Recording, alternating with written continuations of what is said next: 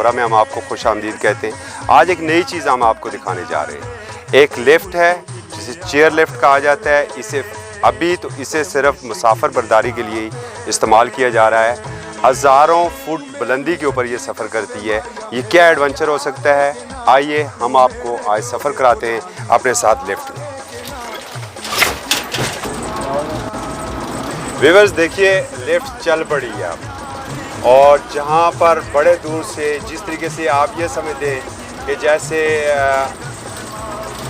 आप by air सफ़र करते हैं और तो एकदम आपको नीचे नज़र आती है। अभी आप देखिए ये आरो है, और अगर आप इसको देखें तो या मेरा कैमरा मैन दिखा सके तो ये हज़ारों फुट बुलंदी के ऊपर इस वक्त हम सफ़र कर रहे हैं।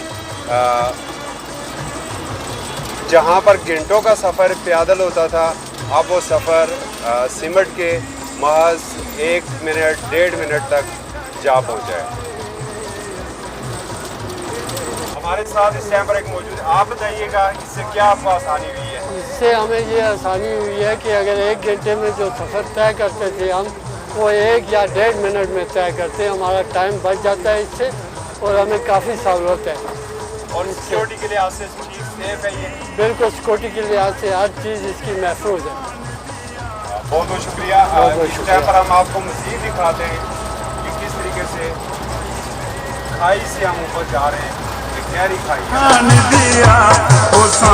आपने देखा कि किस तरह 1 मिनट से भी कम वक्त में हम यहाँ तक पहुँचे। इस वक्त हम मौजूद हैं मरकजी कंट्रोल रूम में, जहाँ पर से ये सारा मामला कंट्रोल किया जाता है। हमारे साथ इसके ऑनर हैं मोहम्मद अनीस। उनसे पूछते कि ये क्या किस तरीके से आप कंट्रोल करते हैं और क्या सूरत आ रहा है। अनीस आप बताइएगा, ये आइडिया क्या था और किस तरीके से आप इसे मैनेज कर रहे हैं? ये टूरिज्म के लिए लगाई थी और लगी हुई है। ये 1 घंटे का सफ़र 1 मिनट में इसका हो जाता है। अच्छा, अमूमन ये देखने में आया कि कुछ हादसा भी माजी में हुए हैं। सिक्योरिटी के लिए क्या किया हुआ आपने? सिक्योरिटी के लिए इसमें एक साइड पर लॉक लगाया हमने, और एक साइड पर हमने एक अपना बंदा रखा हुआ है। उसको वो साथ जाता है और बंदों को उतारता है, फिर वापस साथ ले जाता है। कैमरा में दिखा सके कि किस तरीके से एक जानब हमारे पास नदी अरो है जो बड़े दूर से आ रही है। अगर आपको टॉप के ऊपर नज़र आ सके तो वो मरी की पहाड़ियाँ हैं, जबकि इस तरफ गलियात का एरिया है।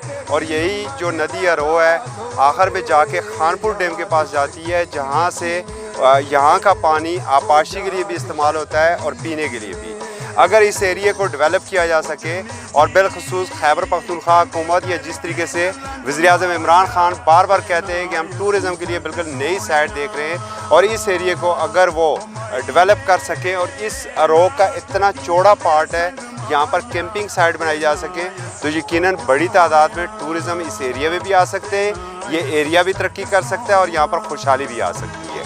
आपसे इजाज़त चाहते हैं, फिर मिलेंगे एक नई रिपोर्ट के साथ।